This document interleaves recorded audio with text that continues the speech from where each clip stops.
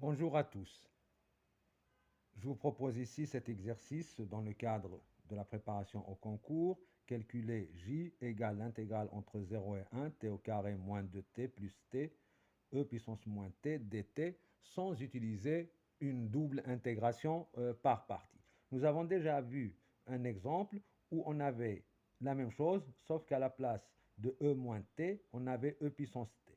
Donc là, on se dit qu'on va chercher une primitive f de t de la fonction petit f de t.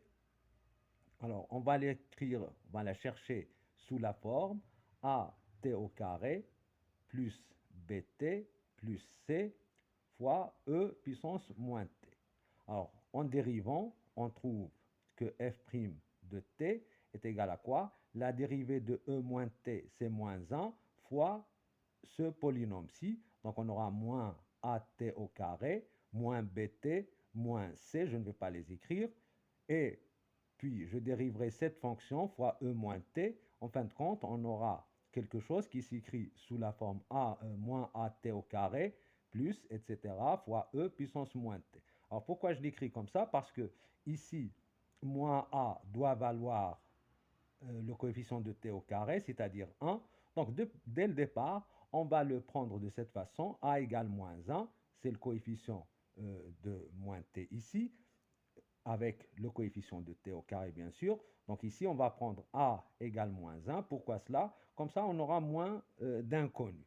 Alors, on va chercher une primitive de f qui s'écrive sous la forme f de t égale moins t au carré plus at plus b fois e puissance moins t. Alors, comme on l'a fait dans la vidéo dont je vous laisse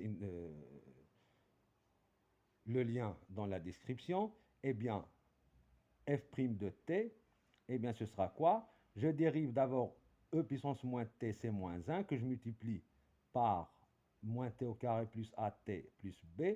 Donc, j'obtiens quoi? Moins moins, c'est-à-dire t au carré, moins at, moins b. Et puis, ça y est, j'ai dérivé, que je multiplie par e moins t, je vais le laisser à la fin. Et puis, multiplié par la dérivée de ce polynôme, c'est-à-dire moins 2t plus a, lui aussi multiplié par e moins t, donc que je factorise, et j'obtiens cette écriture-là. Toujours, on arrange un petit peu les choses, donc c'est t au carré, moins a, donc j'ai moins et moins, donc c'est plus 2 fois t, plus a, moins b, le tout facteur de e moins t.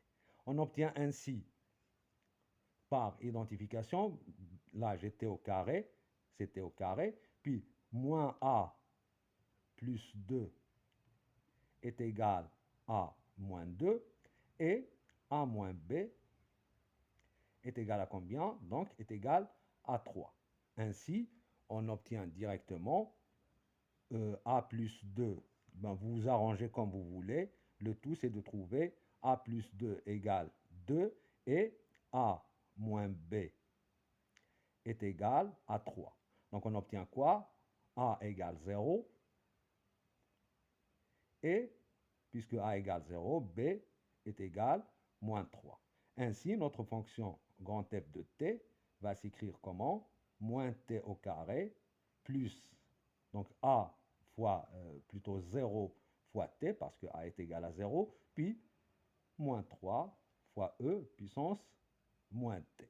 Et donc, pour le calcul de notre intégrale, on va juste dire que j est égal à quoi?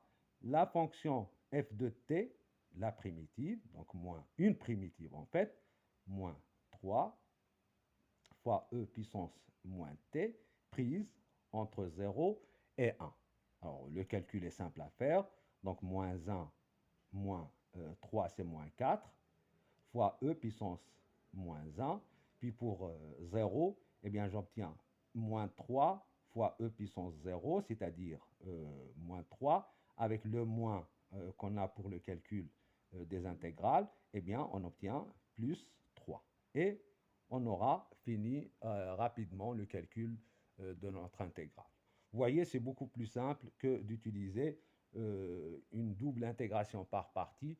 On continuera la prochaine fois avec un dernier exemple comme celui-là. Et puis, je vous proposerai par la suite de faire la même chose avec, par exemple, cosinus de x, cosinus de x, dx, voir comment faire sans utiliser d'intégration par partie. Merci et à la prochaine fois.